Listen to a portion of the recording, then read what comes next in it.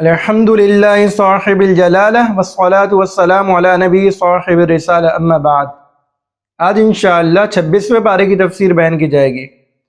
26ویں پارے میں اللہ تعالیٰ نے کافروں کا وہ اعتراض ذکر کیا جو وہ قرآن پر کیا کرتے تھے۔ کافروں کا کہنا یہ تھا کہ آپ صلی اللہ علیہ وآلہ وسلم نے خود اپنے پاس سے ایک کلام بنایا اور اسے خدا کی طرف منسوب کر دیا، کہ یہ جو کلام جس کا نام قرآن رکھا گیا ہے جو خدا کا کلام نہیں ہے بلکہ محمد کا خود کا بنایا ہوا کلام ہے۔ تو اللہ تعالیٰ نے ان کو مقابلے کی دعوت دے دی۔ اگر یہ قرآن رب کا کلام نہیں ہے بلکہ بشر کا کلام ہے، اگر یہ قرآن انسانوں کا کلام ہے تو تم بھی اس جیسا کلام بنا لو، تمہارے لیے کوئی مشکل تو نہیں ہونا چاہیے۔ یہ کلام عربی میں ہے، تم بھی عربی جانتے ہو اور تم تو فصاح عرب مشہور ہو، پوری دنیا کے خطے میں تمہاری فصاحت و بلاغت کا چرچا ہے، تو تمہیں کیا مشکل ہے؟ تم بھی اس جیسا قرآن بنا کر دکھا دو، تم بھی اس جیسا کلام لا کر دکھا دو۔ سب سے پہلے اللہ تعالیٰ نے دعوت دی کہ اس قرآن جیسا ایک اور قرآن تم لے کر آ جاؤ، سارے انسان مل جاؤ، سارے جنات مل جاؤ، سب ایک دوسرے کی مدد کرو اور پھر یہ قرآن لا کر دکھا دو۔ لیکن اللہ تعالیٰ نے فرما دیا کہ تم نہیں لا سکتے۔ اللہ تعالیٰ نے اس سے آگے بڑھ کر فرمایا قُلْ فَأْتُوا بِعَشْرِ سُوَرٍ مِثْلِهِ، چلو پورا قرآن چھوڑو، اس جیسی 10 صورتیں لا کر دکھا دو، اس جیسی 10 صورتیں لا کر دکھا دو۔ لیکن کفار مکہ اس کا بھی مقابلہ نہیں کر سکے۔ عربی ان کو آتی تھی، قرآن جتنی موٹی کیا اس سے زیادہ بڑی بڑی کتابیں لکھ سکتے تھے، لیکن قرآن کی فصاحت و بلاغت، قرآن کے مضامین کا مقابلہ نہیں کر سکتے تھے۔ قرآن کی ایک ایک آیت اپنے اندر علوم کا پورا سمندر رکھتی ہے، اور ایسا گہرا سمندر رکھتی ہے کہ اگر اس کے اندر اترا جائے تو کنارہ نہیں ملے گا، انسان سطح پر نہیں پہنچے گا، ڈوبتا چلا جائے گا۔ ایسا اللہ تعالیٰ کا کلام، یہ انسانوں کے کلام کی خاصیت نہیں ہوتی۔ بشر کے کلام میں سے آپ زیادہ سے زیادہ 2 3 4 5 10 نقطے نکال دیں گے، 10 علمی باتیں نکال دیں گے۔ اللہ تعالیٰ کی آیات ہیں، اس سے ہزاروں نقطے، ہزاروں علمی باتیں نکلتی ہیں اور لاکھوں مسائل حل ہوتے ہیں۔ اللہ تعالیٰ نے اس سے بڑھ کے آگے چیلنج کیا قُلْ فَأْتُوا بِسُوَرٍ مِثْلِهِ، اے نبی کہہ دیجئے نہ تم پورا قرآن لا سکے نہ 10 صورتیں لا سکے، چلو نہ قرآن لائے نہ 10 صورتیں لائے، ایک صورت ہی لا کر دکھا دو۔ سورہ کوثر صرف اور صرف 1.5 سطر یعنی 1.5 لائن میں آنے والی صورت ہے، اس کو ہی لا کے دکھا دو۔ قرآن نے چیلنج دیا، آج تک کوئی اس چیلنج کو پورا نہیں کر سکا۔ یہود و نصارہ اسلام کے خلاف سینکڑوں کتابیں لکھ چکے ہیں، یہود و نصارہ اسلام کے خلاف ہزاروں ورق کالے کر چکے ہیں، تو قرآن نے تو انہیں ایک صفحہ بھی لکھنے کی دعوت نہیں دی، بس اتنا کہا کہ 1.5 لائن میں سورہ کوثر آتی ہے، اس کی طرح ایک صورت بنا کر لیا۔ قرآن اپنا چیلنج واپس لے لے گا کہ تم بنا سکتے ہو۔ لیکن یہود و نصارہ اسلام کے خلاف لاکھوں کتابیں تو لکھ سکتے ہیں، لیکن قرآن کی 1.5 سطر کا مقابلہ نہیں کر سکتے۔ اور قرآن کا یہ دعویٰ، قرآن کا یہ چیلنج جس طرح 1400 سال پہلے تھا آج بھی موجود ہے۔ آج بھی اگر دنیا میں کوئی اپنے اندر دم رکھتا ہے تو قرآن کی طرح ایک صورت بنا کر لیا ہے، صرف 1.5 سطر کی صورت، صرف اور صرف 1.5 لائن کی صورت بنا کر لیا ہے۔ اس کے بعد اللہ تعالیٰ نے انسانوں کو نصیحت فرمائی وَوَصَّيْنَا الْإِنسَانَ بِوَالِدَيْهِ إِحْسَانًا، کہ ہم نے انسانوں کو اپنے والدین کے ساتھ اچھا سلوک کرنے کا حکم دیا۔ ہم نے مسلمانوں کو، انسانوں کو اپنے والدین کے ساتھ اچھا سلوک کرنے کا حکم دیا، اچھا سلوک کرنے کا پابند کیا۔ اللہ تعالیٰ نے تمہارے وجود کا ذریعہ انہیں بنایا ہے، اللہ تعالیٰ نے تمہارے وجود کا سبب ان کو بنایا ہے۔ اور حدیث میں آتا ہے من لم یشکر الناس لم یشکر اللہ، جو شخص مخلوق کا شکر ادا نہیں کر سکتا، جو شخص مخلوق کا شکر گزار نہیں ہوتا، وہ اللہ کا بھی شکر ادا نہیں کر سکتا۔ وجہ اس کی ہے کہ اللہ تعالیٰ نے دنیا کو دارالاسباب بنایا ہے۔ اللہ تعالیٰ جب کوئی فضل فرماتے ہیں تو عام طور پر کسی نہ کسی سبب کے تحت فرماتے ہیں، اور سبب انسان کی آنکھوں کے سامنے ہوتا ہے۔ خالق کا معاملہ انسان کی آنکھوں کے سامنے نہیں ہے۔ جو چیز انسان کی آنکھوں کے سامنے ہو رہی ہے اس کا انسان شکر ادا نہیں کر رہا تو اللہ کا شکر ادا کیا کرے گا؟ اللہ تعالیٰ نے آپ کی حاجت پورا کرنے کا کسی کو ذریعہ بنایا کہ اس نے آ کے آپ کی حاجت پوری کر دی۔ اب وہ تو آپ کو آپ کی آنکھوں کے سامنے حاجت پوری کرتا ہوا نظر آ رہا ہے، اب اس کا شکر ادا نہیں کر رہے تو خالق کا شکر ادا کیا کریں گے کہ اللہ تو نے اس کو میرے پاس بھیجا ہے۔ اس کے بعد اللہ تعالیٰ نے اسی آیت میں آگے اللہ تعالیٰ نے ماں کی فضیلت، اسی آیت میں اللہ تعالیٰ نے آگے ماں کی فضیلت کو ذکر کیا کہ اس کی ماں مشکل سے حمل کا بوجھ برداشت کرتی ہے، مشکل سے اس کی ماں اس کو جنتی ہے، اس کے بعد 2.5 سال تک اپنے جسم سے اس کو خوراک بھی فراہم کرتی ہے۔ اسی آیت میں آگے قرآن نے ماں کی فضیلت کو ذکر کیا کہ اس کی ماں اس کو بڑی مشکل سے اس کے حمل کا بوجھ برداشت کرتی ہے، پھر اس کے بعد بڑی مشکل سے اس کو جنتی ہے۔ یہ 2 مشکلیں تو برداشت کر لیں، اس کے بعد بھی اس کا کام ختم نہیں ہوا 2.5 مہینے تک 2.5 سال تک اسے اپنے جسم سے خوراک فراہم کرتی ہے۔ تو اللہ تعالیٰ نے یہاں والدین پر احسان کرنے کا حکم دیا۔ قرآن نے کیا فرمایا؟ وَلَا تَقُلْ لَهُمَا اف، والدین کو اف بھی نہ کہو، والدین کے سامنے اف بھی نہ کہو۔ وَلَا تَنْهَرْهُمَا، ان کو جھڑکو نہیں، ان سے بدتمیزی سے بات بھی نہ کرو۔ والدین کا کتنا بڑا مقام رکھا ہے، قرآن کیا کہہ رہا ہے کہ ان کے آگے اف تک نہ کرو۔ آج ہمارے یہاں بچے بچیاں دونوں والدین سے ایسے گفتگو کرتے ہیں جیسے کسی خادم سے گفتگو کر رہے ہیں، بلکہ خادم سے اس سے اچھے سے بات کر لیں گے لیکن والدین سے اچھے سے بات نہیں ہوتی۔ باپ سے کہہ رہے ہوتے ہیں ابا آپ کو کیا پتہ، ابا آپ کو کیا سمجھ۔ جو باپ زمانہ دیکھ چکا ہے، جو باپ زندگی گزار کی تجربہ حاصل کر چکا ہے، اس کو سمجھا رہے ہوتے ہیں ابا آپ کو کیا پتہ، آپ پرانے زمانے کے لوگ ہیں، زمانہ ترقی کر چکا ہے۔ والدین بوڑھے ہو جاتے تو جس طرح بچپن میں آپ کو ان کی حاجت تھی، بوڑھے ہونے کے بعد ان کو آپ کی حاجت ہے۔ باپ بیٹھا ہوتا ہے، ماں بیٹھی ہوتی ہے اکیلی، بچہ آتا ہے سیدھا اپنے کمرے میں چلے جائے گا، جیسے والدین کا کوئی حق ہی نہیں ہے۔ بچہ گھر میں ایسے داخل ہوگا اور ان کو ایسا نظر انداز کرتے ہوئے جائے گا جیسے ان کو پہچانتا بھی نہیں ہے۔ پھر یہی ہوتا ہے، والدین کی آہیں لگتی ہیں، والدین زبان سے بد دعا تو نہیں دیتے لیکن دل سے آہ نکل جاتی ہے۔ بڑھاپا اس کا بھی ایسا ہی گزرتا ہے۔ جو کام اس نے اپنے والدین کے ساتھ کیا، دنیا مکافات عمل ہے، جیسا کرو گے ویسا بھرو گے۔ گندم بونے والا چاول نہیں کاٹتا، گندم بو گے گندم کاٹو گے، چاول بو گے چاول کاٹو گے۔ جیسا سلوک کرو گے ویسا ہی سلوک دنیا میں دیکھو گے بھی۔ اس کے بعد اللہ تعالیٰ نے اس واقعے کو ذکر کیا کہ جنات پہلے آسمان پر جا کر آسمان کی خبروں کو لایا کرتے تھے، آسمان کی خبروں کو لا کر کاہنوں کو دیا کرتے تھے، لیکن ایک وقت جناتوں پر ایسا آیا کہ جب جنات آسمان پر گئے ان کو وہاں محافظ فرشتے ملے جس کی وجہ سے وہ آسمان کی خبریں نہیں لے سکے، اور اگر کوئی آسمان کی خبریں لینے کی کوشش کرتا تو شہاب ثاقب اس کا پیچھا کرتا، اللہ تعالیٰ ایک ستارے کو اس کے پیچھے لگا دیتے۔ اب جنات پریشان ہو گئے کہ اچانک ہمارے ساتھ ہوا کیا ہے کہ ہمارے لیے آسمان کے دروازے بند ہو گئے، اب ہم آسمان سے خبریں نہیں لے سکتے۔ تو انہوں نے مشورہ یہ کیا کہ دنیا میں چکر لگاؤ، ایسا لگتا ہے کہ کوئی نیا واقعہ پیش آیا ہے، ایسا لگتا ہے کہ کوئی بڑا معاملہ پیش ہوا ہے۔ لہٰذا جنات کے وفد دنیا کا چکر لگا رہے تھے۔ اسی دوران جنات کا ایک وفد آپ صلی اللہ علیہ وآلہ وسلم کے پاس سے گزرا۔ روایت میں آتا ہے کہ یا تو آپ صلی اللہ علیہ وآلہ وسلم تہجد کی نماز پڑھ رہے تھے یا فجر کی نماز پڑھا رہے تھے اور آپ قرآن کی تلاوت کر رہے تھے۔ تو اللہ تعالیٰ نے اس واقعے کو یہاں ذکر کیا، وَإِذْ صَرَفْنَا إِلَيْكَ نَفَرًا مِّنَ الْجِنِّ يَسْتَمِعُونَ الْقُرْآنَ، اے نبی ہم نے جب آپ کے پاس جنات کے ایک وفد کو بھیجا تھا جو کہ قرآن کو سن رہا تھا۔ فَلَمَّا حَضَرُوهُ قَالَ انصِتُوا، جب وہ حاضر ہو گیا تو اس نے قرآن کو سنتے ہوئے یہ کہا خاموش ہو جاؤ، ہمیں غور سے سننے دو۔ اللہ تعالیٰ نے اس واقعے کو ذکر کیا، جب جنات کے اس وفد نے قرآن کو سن لیا اور قرآن کی تعلیمات کا ان پر اثر ہونے لگا تو اللہ تعالیٰ نے فرمایا کہ یہ اپنی قوم کے پاس پہنچے اور قوم کو جا کے ڈرایا۔ فَلَمَّا قُضِيَ وَلَّوْا إِلَىٰ قَوْمِهِمْ مُنذِرِينَ، کہ جب انہوں نے قرآن کو سن لیا تو اپنی قوم کے پاس لوٹ کے ڈرانے کے لیے۔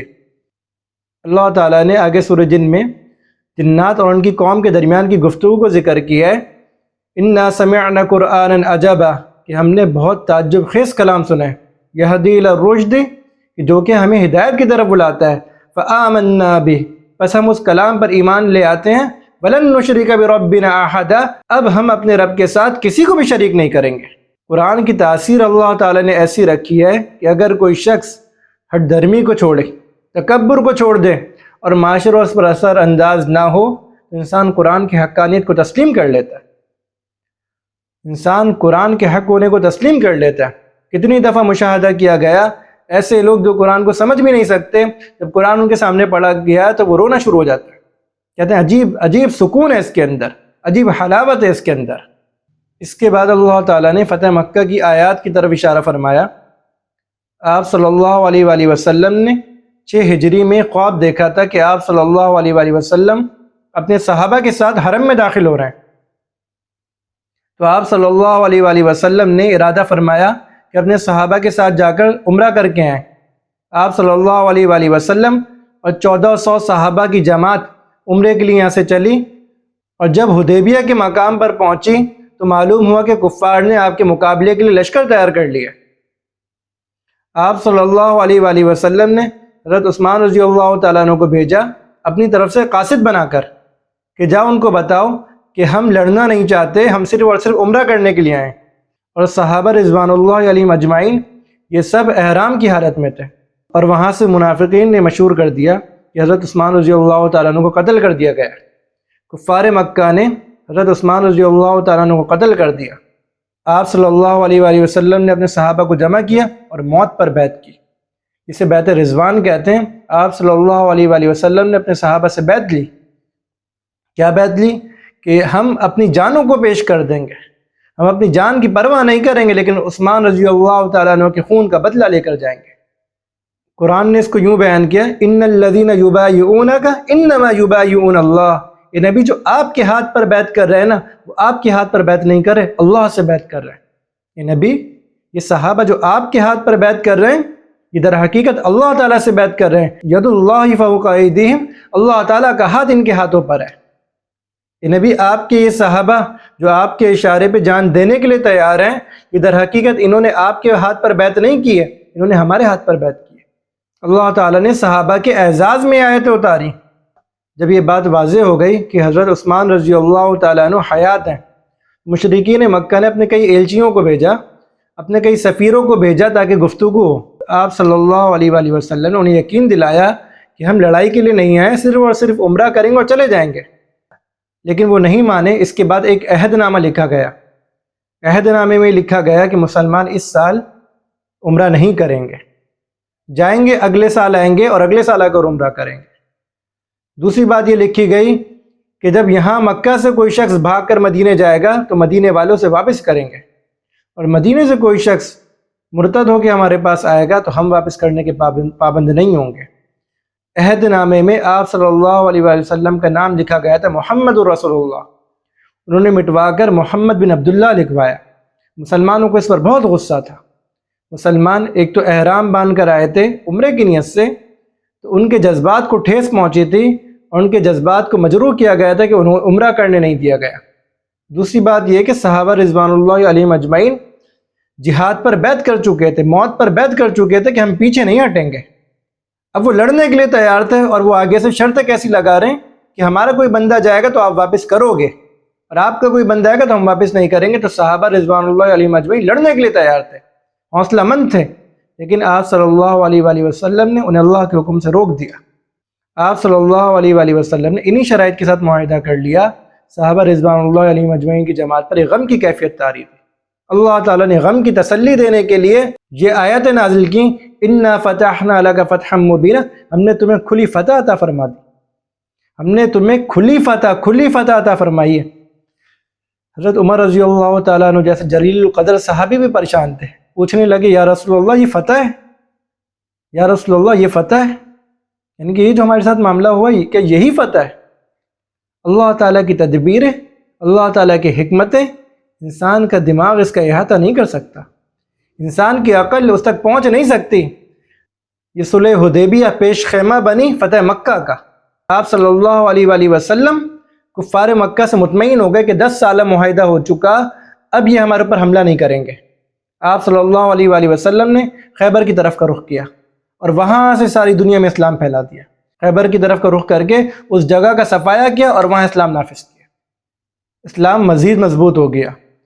ایک صحابی ابو بصیر نامی مکہ سے مسلمان ہو کر مدینہ آئے، لیکن آپ صلی اللہ علیہ وآلہ وسلم اپنے عہد کے پابند تھے، آپ دیانت دار تھے۔ آپ نے فرمایا ابو بصیر واپس چلے جاؤ، ہمارے اور ان کے درمیان ایک وعدہ ہو چکا ہے۔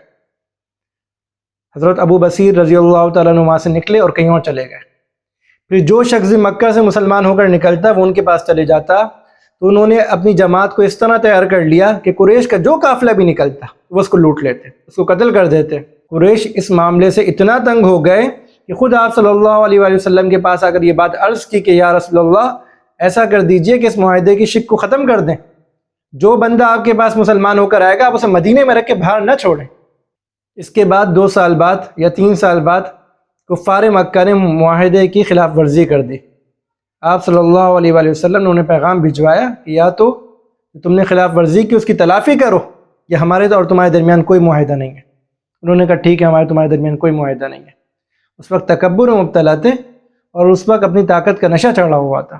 آپ صلی اللہ علیہ وآلہ وسلم 8 ہجری میں اپنا لشکر لے کر روانہ ہو گئے اور اللہ تعالیٰ نے بہت معمولی سی خون ریزی، جنگ ونگ نہیں ہوئی، اور اللہ تعالیٰ نے بہت تھوڑی خون ریزی کے ساتھ آپ صلی اللہ علیہ وآلہ وسلم کو مکہ میں فاتح بنا کر داخل کیا، مکہ کا فاتح بنا دیا۔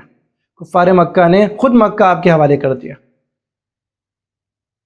اس کے بعد اللہ تعالیٰ نے اس آیت کو ذکر کیا، محمد الرسول اللہ والذین آمنوا معہ اشداء علی الکفار ورحماء بینہم تراہم رکعا وسجدا یبتغون فضلا من اللہ۔ محمد الرسول اللہ، محمد اللہ کے رسول ہیں، والذین آمنوا معہ، اور جو لوگ آپ صلی اللہ علیہ وآلہ وسلم پر ایمان لائے، اشداء علی الکفار رحماء بینہم، کفار کے مقابلے میں انتہائی سخت ہے، کفار کے مقابلے میں کوئی نرمی نہیں ہے، اللہ کے دشمنوں کے مقابلے میں کوئی نرم مزاجی نہیں ہے، رحماء بینہم، آپس میں انتہائی رحم دل ہے۔ جہاں اللہ کا حکم ہوا وہاں رحم کیا، جہاں اللہ کا حکم نہیں ہوا وہاں رحم نہیں کیا۔ من احب للہ، جس نے اللہ کے لیے محبت کی، ومن ابغض للہ، جس نے اللہ کے لیے بغض رکھا، فقد استکمل الایمان، اس نے ایمان کو مکمل کر لیا۔ دونوں کام کرنے پڑیں گے، اللہ کے لیے محبت بھی کرنی پڑے گی اور اللہ ہی کے لیے بغض بھی رکھنا پڑے گا۔ ہمارے معاشرے میں بہت سے لوگ محبت کا تو درس دیتے ہیں کہ اللہ کے لیے محبت کرو، لیکن یہ نہیں سمجھاتے کہ اللہ کے لیے نفرت بھی کرنی پڑے گی۔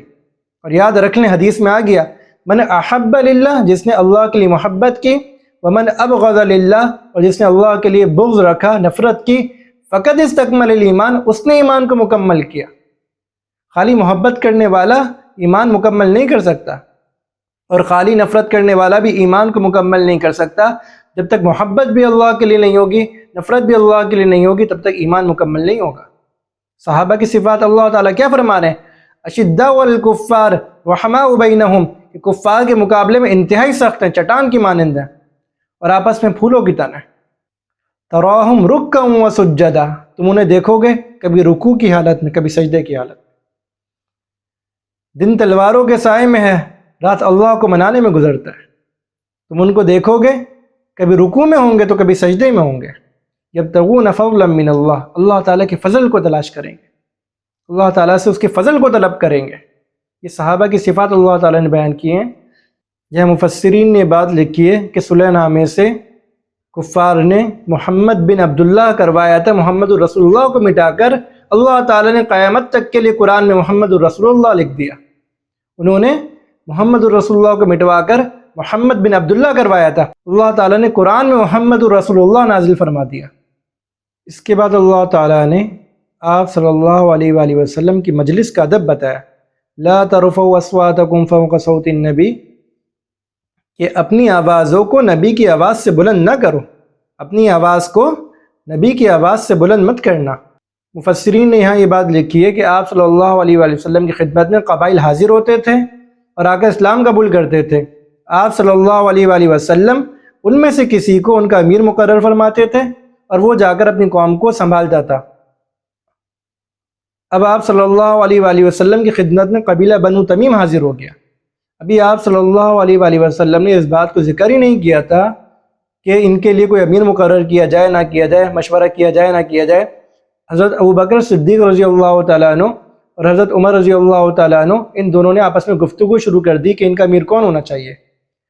حضرت عمر رضی اللہ تعالیٰ عنہ کی ایک رائے تھی اور حضرت ابوبکر صدیق رضی اللہ تعالیٰ عنہ کی رائے اس سے ہٹ کر تھی، اور دونوں تو آپس میں دوست تھے، تو دونوں کی گفتگو میں آپس میں ایک دوسرے کے مقابلے میں آواز بلند ہو گئی، اور ان کو یہ خیال نہیں رہا کہ آپ صلی اللہ علیہ وآلہ وسلم مجلس میں حاضر ہیں۔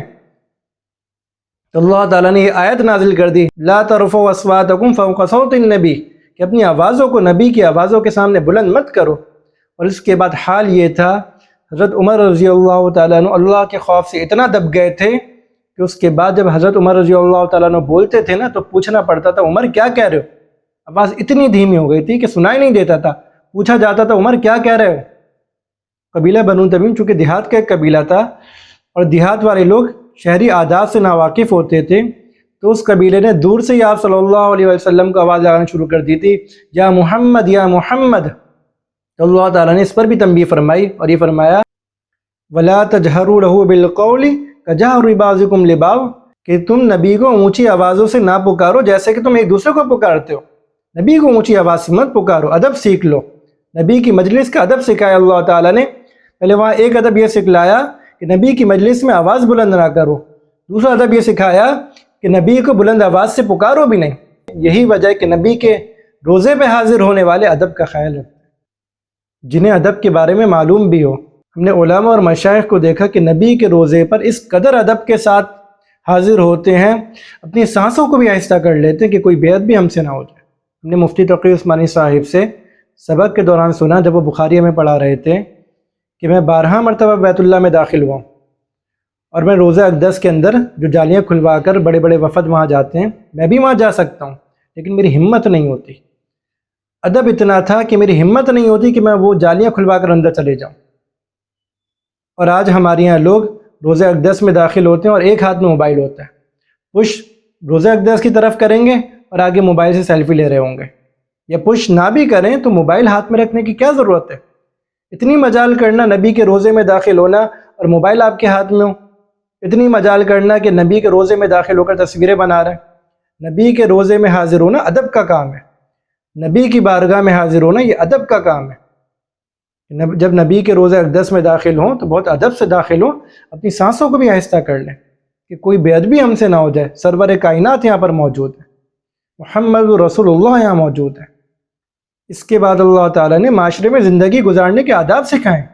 یا ایھا الذین آمنوا لا یسخر قوم من قوم عسى ان یکونوا خیرا منہم، کہ کوئی قوم کسی قوم کا مذاق نہ اڑائے۔ اے ایمان والو، کوئی شخص بھی کسی شخص کا مذاق نہ اڑائے۔ اے ایمان والو، کوئی قوم کسی قوم کا مذاق نہ اڑائے۔ ہو سکتا ہے وہ اللہ کے نزدیک تم سے بہتر ہو سکتا ہے اللہ کے نزدیک اس کا مرتبہ تم سے بلند ہو، تمہیں کیا پتہ؟ تم تو ظاہری اعمال کو دیکھ رہے ہو، اللہ تعالیٰ نیت کے حال سے واقف ہے۔ اللہ کے اعمال میں وزن نیت سے پیدا ہوتا ہے۔ تمہیں کیا پتہ کہ کون سا آدمی اللہ کے نزدیک کتنا مقرب ہے؟ تم تو اس کے ظاہری حلیے کو دیکھ کر، تم تو اس کے ظاہری چال چلن کو دیکھ کر اس کا مذاق اڑا رہے ہو، تمہیں کیا پتہ اللہ کے کتنا مقبول ہو؟ کسی کا مذاق نہ اڑائیں، کسی کا مذاق نہ اڑائیں۔ اللہ تعالیٰ کو یہ عمل انتہا سے زیادہ ناپسند ہے۔ اللہ تعالیٰ مذاق اڑانے والے کو معاشرے میں مذاق بنا دیتے ہیں۔ اللہ کی مخلوق کا مذاق اڑا رہا تھا، اللہ تعالیٰ اس کا مذاق بنا دیں گے۔ کسی کی تخلیق میں تو مذاق ہرگز نہ کریں، کیونکہ تخلیق کا مذاق اڑانا اللہ تعالیٰ کی ذات کا مذاق اڑانا ہے۔ کیونکہ اگر کوئی انسان کسی چیز میں عیب نکالے تو وہ اس چیز کا عیب نہیں ہوتا، بنانے والے کا عیب ہوتا ہے۔ کوئی یہ کہے کہ یہ کھانا اچھا نہیں بنا ہوا، تو کھانے کا تو اس نے مذاق نہیں اڑایا، کھانے کی برائی تو نہیں کی، کھانا بنانے والے کی برائی کی کہ اسے کھانا بنانا نہیں آتا۔ کوئی شخص کسی انسان میں عیب نکالے گا نا کہ فلاں کی ناک ایسی ہے، فلاں کی آنکھ ایسی ہے، فلاں کی ٹانگ ایسی ہے، تو وہ اس کا مذاق نہیں اڑا رہا، وہ بنانے والے کے ساتھ مذاق کر رہا ہے۔ دوسرا ادب اللہ تعالیٰ نے یہ بتایا، یا ایھا الذین آمنوا اجتنبوا کثیرا من الظن، اے ایمان والو بدگمانی سے بچو، فإن بعض الظن اسم، کہ بدگمانی کرنا، تھوڑی سی بدگمانی کرنا یہ بھی گناہ ہے۔ معاشرے میں اکثر فساد، معاشرے میں اکثر لڑائیاں اس بدگمانی کی وجہ سے۔ کوئی شخص آپ کے ساتھ نیکی کر رہا ہے، آپ بھی سوچ رہے ہوتے ہیں کہ ہو سکتا ہے یہ اس وجہ سے کر رہا ہو، ہو سکتا ہے یہ مجھ سے کوئی اور چیز لینا چاہ رہا ہو، اس وجہ سے کر رہا ہے۔ اب اس کی تو نیکی تھی، آپ نے اس کی نیکی کو اپنی بدگمانی سے جرم بنا دیا۔ بدگمانی کسی سے نہ کریں، برا گمان کسی کے لیے نہ رکھیں۔ آپ صلی اللہ علیہ وآلہ وسلم نے تو ہمیں حکم یہ دیا، ظنوا بالمؤمنین خیرا، کہ مسلمانوں کے ساتھ نیک گمان رکھو۔ تم نے اگر کسی کو کوئی کام کرتے ہوئے دیکھ لیا یا کسی کام میں مبتلا دیکھ لیا تو حتی الامکان اس کی صحیح توجیہ کرو، اس کے صحیح معنی بیان کرو۔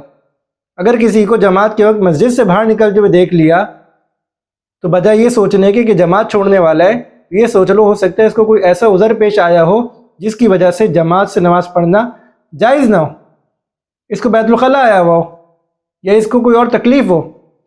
آپ نے نماز کے وقت کسی کو بازار کی طرف رخ کرتے ہوئے دیکھ لیا تو بجائے اس کے کہ یہ سوچیں کہ یہ تو نماز کو چھوڑنے والا ہے، یہ سوچیں ہو سکتا ہے اس کو کوئی ایسی حاجت پیش آ گئی ہو جس کی وجہ سے جماعت چھوڑنے کی گنجائش ہو۔ کسی کو کسی خاتون کے ساتھ دیکھ لیا تو بجائے خود بدگمانی کرنے کے یہ سوچ لیں کہ ہو سکتا ہے اس کے محرم ہو۔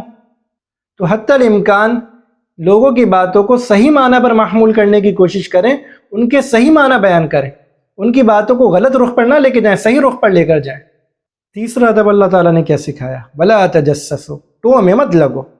پورا معاشرہ 90% افراد ٹو میں لگے ہوئے، ایک دوسرے کی ٹو میں لگے ہوئے کہ کسی طرح فلاں کا عیب پتہ چل جائے، کسی طرح معلوم ہو جائے کہ یار اس کے ساتھ کیا ہوا ہے، کسی طرح پتہ چل جائے کہ فلاں کے گھر پر کیا چل رہا ہے۔ باہر والوں کو دوسروں کے گھر کی اتنی خبر ہوتی ہے جتنی گھر والے کو اپنے گھر کا پتہ نہیں ہوتا. باہر والے کو اس کے گھر کے سارے واقعات پتہ ہوتے ہیں، وہ گھر والے کو بھی اتنے یاد نہیں ہوتے. ولا تجسسوا، کسی کی ٹو میں نہ لگو. آپ دوسروں کے عیبوں کو تلاش کریں گے نا، دوسرے کی ٹو میں لگیں گے، اللہ تعالیٰ آپ کے عیبوں کو تلاش کرے گا. آپ کسی کے عیبوں کو تلاش کریں گے نا، کسی کی ٹو میں لگیں گے، اللہ تعالیٰ آپ کو رسوا کر کے رکھ دے گا. جو شخص، حدیث میں آتا ہے، جو شخص کسی کے عیبوں کے پیچھے پڑتا ہے اللہ تعالیٰ اس کے عیبوں کے پیچھے پڑ جاتے ہیں، اور جس کے عیبوں کے پیچھے اللہ پڑ جائیں اللہ تعالیٰ اسے رسوا کر کر چھوڑتے ہیں. آج تقریباً یہ بیماری ہر ایک کے اندر ہے کہ دوسروں کے عیبوں کے پیچھے لگا ہوا ہے، ٹو میں لگا ہوا ہے، کسی طرح کچھ پتہ چل جائے. یہی وجہ کہ اس کے عیب بھی لوگوں کو معلوم ہے، اس کے عیبوں کا بھی چرچا ہو رہا ہے. کسی کا موبائل لے کر اس کے ان باکس میں چلے جانا اور اس کے میسیجوں کو دیکھنا شریعت نے منع کیا. بلا تجسسوا، تجسس نہ کرو، ٹو میں نہ لگو. یہ ٹو میں لگ جائیں، اس کے عیبوں کو تلاش کرنا ہے. اسلام تو ہمیں حکم یہ دیتا ہے، کسی کی برائی نظر آ رہی ہے نا تو من ستر مسلمن ستر اللہ فی الدنیا والآخرہ، کہ مسلمان کی برائی چھپاؤ کہ دنیا آخرت میں تمہاری برائیاں چھپائی جائیں گی. اسلام ہمیں تعلیمات یہ دیتا ہے کہ اگر کسی کے عیب نظر آ رہے ہیں تو آنکھیں بند کر لو، ستر پوشی کرو اور نکل جاؤ وہاں سے، لیکن نظر انداز کرو. لیکن ہماری عادت یہ ہے کہ ہم ٹو میں لگ جائیں گے. عیب مل نہیں رہے تو زبردستی ٹو میں لگ کے ڈھونڈیں گے. کسی کا موبائل فون لے کر اس کے واٹس ایپ کے اندر ڈھونڈنا شروع کر دیں گے کہ کوئی بات مل جائے ہمیں. رات کتنے بجے تک آن لائن تھا، کیا کر رہا تھا، کس سے بات کر رہا تھا. ایک ہوتا ہے کہ آدمی کسی کا مصلح ہو، کسی کا خیر خواہ ہو، اس کو برائی سے بچانے کے لیے اس کی نگرانی کر رہا ہے، اس میں کوئی بری بات نہیں ہے. لیکن اس کو برائی سے بچانا مقصود ہو، اس کی بدنامی مقصود نہ ہو کہ پوری دنیا میں چرچا کرتا پھرے. اور چوتھا ادب اللہ تعالیٰ نے کیا سکھایا؟ وَلَا يَغْتَبْ بَعْضُكُمْ بَعْضًا، کہ بعض کی غیبتیں نہ کریں، ایک دوسرے کی غیبتیں نہ کرو. أَيُحِبُّ أَحَدُكُمْ أَن يَأْكُلَ لَحْمَ أَخِيهِ مَيْتًا فَكَرِهْتُمُوهُ، کہ تم لوگ کیا اس بات کو پسند کرتے ہو کہ اپنے مردار بھائی کا گوشت کھاؤ؟ وہ کھانا تو تمہیں ناپسند ہے، لیکن تم اپنے بھائی کی غیبت کرنے کو ناپسند نہیں کرتے. آج معاشرے کا تقریباً طبقہ، سارا کا سارا طبقہ یا تو غیبت کرنے میں، اور جو کرتے نہیں ہیں تو غیبت سننے میں مصروف ہے. جہاں بیٹھو غیبت شروع ہوتی، جہاں بیٹھو غیبت شروع ہوتی ہے. آدمی کتنا بچے؟ اس کا طریقہ یہ کہ جب دو بندے بیٹھے ہوئے ہو نا تو تیسرے کا ذکر کرو ہی نہ خیر کا نہ شر کا. تیسرے بندے کی تعریف آتی ہے نا تو تعریف سے کرتے کرتے کرتے پھر برائی پہ چل جاتی ہے. ساری تعریفیں کر کے پھر جب لیکن پر آتے ہیں نا تو ساری تعریفیں کنارے لگ جاتی ہیں اور ساری برائیاں کھل جاتی ہیں. اس لیے غیبت سے بچنے کا طریقہ یہ ہے کہ جب دو بیٹھے ہیں تو تیسرے کا ذکر نہ کریں، تین بیٹھے تو چوتھے کا ذکر نہ کریں. نہ اس کا ذکر خیر کے ساتھ کریں نہ شر کے ساتھ کریں. خیر کے ساتھ کریں گے نا تو ابھی نیکی چل رہی ہے، لیکن نیکی اور برائی ساتھ ساتھ چلتی ہے. لمحے میں یہ نیکی تھی اور لمحے میں یہ برائی بن جائے گی. آپ نے جس کی غیبت کی تھی اس کو یہ بات معلوم ہو گئی آپ نے اس کی غیبت کی ہے، اس سے جا کر معافی مانگنا ضروری ہے، لازم ہے. اس کے بغیر غیبت معاف نہیں ہوگی. اور جس کی آپ نے غیبت کی تھی اس کو اس غیبت کی خبر نہیں ہوئی، اب جا کے غیبت کا بتانے کی ضرورت نہیں ہے کہ میں نے آپ کی غیبت کی تھی، اللہ کے لیے مجھے معاف کر دیں، اللہ کے لیے مجھے معاف کر دیں. بھائی اس سے نفرتیں دل میں پیدا ہوتی ہیں. وہ آدمی سوچے گا یار یہ کیسا آدمی ہے، میرے ساتھ بیٹھتا ہے اور یہاں میری غیبتیں کر رہا ہے، میرے منہ پہ میرا میٹھا بنتا ہے، مجھ سے اچھا بنتا ہے، مجھ سے مخلص بنتا ہے، یہاں بیٹھ کے میری برائیاں بیان کر رہا ہے. اس سے نفرتیں پھیلتی ہیں دل میں. اس کا حل آپ صلی اللہ علیہ وآلہ وسلم نے بتایا، ان من کفارۃ الغیبۃ ان تستغفر لمن اغتبتہ، کہ جس شخص کی تم نے غیبت کی ہو ابھی اس کو اطلاع نہیں ہوئی تو تم اس کے لیے استغفار کر لو، اس کے لیے اللہ سے توبہ طلب کر لو، یہی تمہاری غیبت کا کفارہ ہے. اس کو کچھ قرآن پڑھ کے ہدیہ کر دیں، اس کے لیے اللہ سے دعائیں کر لیں کہ یا اللہ میں گندا ہوں، میں اس مکھی کی طرح ہوں جو سارے صاف جسم کو چھوڑ کر خالی زخم پہ جا کے بیٹھتی ہے، اللہ مجھے بھی معاف کر دیں، اس کو بھی معاف کر دیں. جا کے بتانے کی ضرورت نہیں کہ میں نے آپ کی غیبت کی، اور زیادہ نفرتیں پھیلیں گی. اس کے بعد اللہ تعالیٰ نے اس آیت کو ذکر کیا، یا ایھا الناس انا خلقناکم من ذکر و انثی، کہ لوگو ہم نے تمہیں ایک مرد سے اور ایک عورت سے پیدا کیا. ایک مرد سے حضرت آدم علیہ السلام، ایک عورت سے حضرت حوا سے، ان دونوں کے ملاپ سے ہم نے تمہاری نسل چلائی ہے. وجعلناکم شعوبا وقبائل لتعارفوا، اور جو ہم نے تمہارے قبائل اور جو تمہاری برادریاں بنائی ہیں یہ صرف اس لیے بنائی ہیں تاکہ ایک دوسرے کی پہچان ہو سکے. ہم نے تمہیں ایک ماں اور ایک باپ سے پیدا کیا تھا، ایک مرد اور ایک عورت سے پیدا کیا تھا، پھر تمہیں قبائل میں تقسیم کیا، پھر تمہیں برادریوں میں تقسیم کیا. وہ صرف اس لیے تقسیم کیا تاکہ تم ایک دوسرے کا تعارف کر سکو، ایک دوسرے کی پہچان رکھ سکو کہ یہ سندھی ہے، یہ پنجابی ہے، یہ پٹھان ہے، یہ بلوچ ہے. نفرتیں پھیلانے کے لیے نہیں بنایا تمہیں. نفرتیں پھیلانے کے لیے تمہاری قوموں کو تقسیم نہیں کیا، تعصب پسندی کے لیے تقسیم نہیں کیا کہ تم ایک دوسرے سے نفرتیں کرنا شروع ہو جاؤ اور ایک دوسرے سے تعصب پسندی رکھو۔ اللہ تعالیٰ نے یہاں تعصب پسندی کا خاتمہ کر دیا کہ تمہیں ایک ماں اور ایک باپ سے پیدا کیا گیا ہے، ایک ہی ماں ایک ہی باپ کی اولاد ہو، بس قبائل میں تقسیم کر دیا۔ اب کس بات پہ فخر کرتے ہو؟ اب کیوں تعصب پسندی کرتے ہو؟ یہ بھی تمہارا بھائی ہے، وہ بھی تمہارا بھائی ہے۔ اور اللہ تعالیٰ نے آگے یہ اعلان کر دیا کہ تمہاری قوموں کی بنیاد پر تم اللہ کے یہاں فضیلت نہیں رکھتے، تم قوموں کی بنیاد پر اللہ کے مرتبہ نہیں رکھتے۔ ان اکرمکم عند اللہ اتقاکم، تم میں سب سے زیادہ محبوب، سب سے زیادہ عزت والے اللہ کے نزدیک وہ متقی ہیں۔ جو جتنا متقی ہوگا اللہ کے نزدیک اتنا زیادہ قریب ہوگا۔ تمہاری قوموں کی کوئی حیثیت نہیں ہے، تمہارے نسب کی کوئی حیثیت اللہ کے نزدیک نہیں ہے اگر ایمان اور اعمال صالحہ نہیں ہے۔ آپ صلی اللہ علیہ وآلہ وسلم نے حجۃ الوداع میں کیا فرمایا؟ کسی کالے کو کسی گورے پر، کسی گورے کو کسی کالے پر کوئی فوقیت حاصل نہیں ہے، کسی عربی کو کسی اجمی پر، کسی اجمی کو کسی عربی پر کوئی فوقیت حاصل نہیں ہے۔ اگر فوقیت ہے تو تقوی کی بنیاد پر ہے، تمہارے رنگ و روب اور تمہارے نسب کی اللہ کے یہاں کوئی حیثیت نہیں ہے۔ اس کے بعد اللہ تعالیٰ نے اس آیت کو ذکر کیا، ما یلفظ من قول الا لدیہ رقیب عتید، کہ جو بات بھی اپنی زبان سے نکالتے ہیں نا، یہ لوگ جو بات بھی اپنی زبان سے نکالتے ہیں اس پر ایک نگران موجود ہے اور اس کو فوراً لکھنے والا ایک فرشتہ بھی موجود ہے۔ اب جو بات اپنی زبان سے نکالو گے، جو جملہ اپنی زبان سے بولو گے، جو جملہ بھی آپ کی زبان ادا کرے گی، اس پر ایک نگران بھی مقرر ہے، اس کو لکھنے والا ایک فرشتہ بھی مقرر ہے۔ آج دن بھر کتنی محفلیں ہم لگاتے ہیں، بیٹھے رہتے ہیں پورے دن، گپ شپ چل رہی ہے، فرشتے سب لکھ رہے ہیں، سب لکھ رہے ہیں۔ ایک بزرگ کا واقعہ سنا تھا، واللہ علم سچ ہے یا ہو سکتا ہے کسی نے سبق کے لیے حکایت کی ہو، کہ اللہ تعالیٰ نے ایک بزرگ پر ان کے کرامن کاتبین کو ظاہر کر دیا۔ انہوں نے اپنے کرامن کاتبین سے پوچھا تم کیا لکھتے ہو؟ انہوں نے فوراً وہ جملہ لکھ لیا۔ تو انہوں نے اس پر کہا کہ تم نے یہ بھی لکھ لیا؟ انہوں نے وہ جملہ بھی لکھ دیا۔ اب وہ خاموش ہو کر بیٹھ گئے کہ بھائی ان سے الجھنا ہمارے بس کا کام نہیں ہے۔ تو ہم جو بات بھی اپنی زبان سے نکالتے ہیں نا، سوچ سمجھ کے کریں۔ جو جملہ اپنی زبان سے نکالیں یہ سوچ لیں کہ کل اسے اللہ کی عدالت میں ثابت کرنا ہے۔ وہ بات کریں، وہ بات کہیں اور وہ بات لکھیں کہ اگر آپ کو دنیا کی عدالت میں یا اللہ کی عدالت میں ثابت کرنے کا بول دیا جائے تو آپ میں اتنا دم ہو کہ اس کے ثابت بھی کر سکیں، بلا وجہ لوگوں پر الزامات نہ لگائیں۔ ابھی جو سیاسی اختلافات شروع ہوئے تھے الامان والحفیظ، ایسا ایک دوسروں کے متعلق بد زبانی کی، ایسا ایک دوسرے کے متعلق جھوٹ بولا، ایسا لوگوں پر بہتان باندھے ہیں کہ کل قیامت کے دن کیا ثابت کریں گے اللہ کے پاس جا کر؟ اتنے بہتان باندھے دوسروں پر صرف اس کو نیچا دکھانے کے لیے۔ شریعت حکم دے رہی ہے کہ لوگوں کے گناہوں کو، عیبوں کو چھپاؤ، آپ نے ایک مخالفت پر آ کر لوگوں کے عیبوں کو چھال دیا۔ سوشل میڈیا پہ سب سے بڑا جرم، سوشل میڈیا پہ سب سے بڑا جرم فحاشی و ریانی نہیں ہے، سوشل میڈیا کا سب سے بڑا جرم لوگوں کے عیبوں کو چھالنا ہے۔ کسی کو کوئی خبر پتہ چل جائے، کسی کے متعلق کوئی عیب پتہ چل جائے، سب سے پہلے کوشش کرتے ہیں اس کو لوگوں تک پہنچائیں، اور شاید اس سے بے فکر ہو جاتے ہیں کہ ہمارے اندر کوئی عیب ہے ہی نہیں، ہمیں تو اللہ کو جا کے حساب دینا ہی نہیں ہے، اور ہمارے اوپر کوئی بیٹھا ہوا نہیں ہے کہ جو ہمارے عیبوں کا بھی چرچا کر سکتا ہے۔ اتنے نڈر نہ بنے۔ اللہ تعالیٰ آپ کے عیبوں کو بھی کھول سکتے ہیں۔ عیبوں سے کوئی خالی نہیں ہے، کوئی انسان بھی عیبوں سے خالی نہیں ہے۔ جو آدمی عیبوں سے خالی وہ انسان ہی نہیں ہے۔ خطا کرنا یہ خاصہ انسانیت ہے، غلطی کر جانا یہ تو انسان کا خاصہ ہے، فرشتے تھوڑی کریں گے۔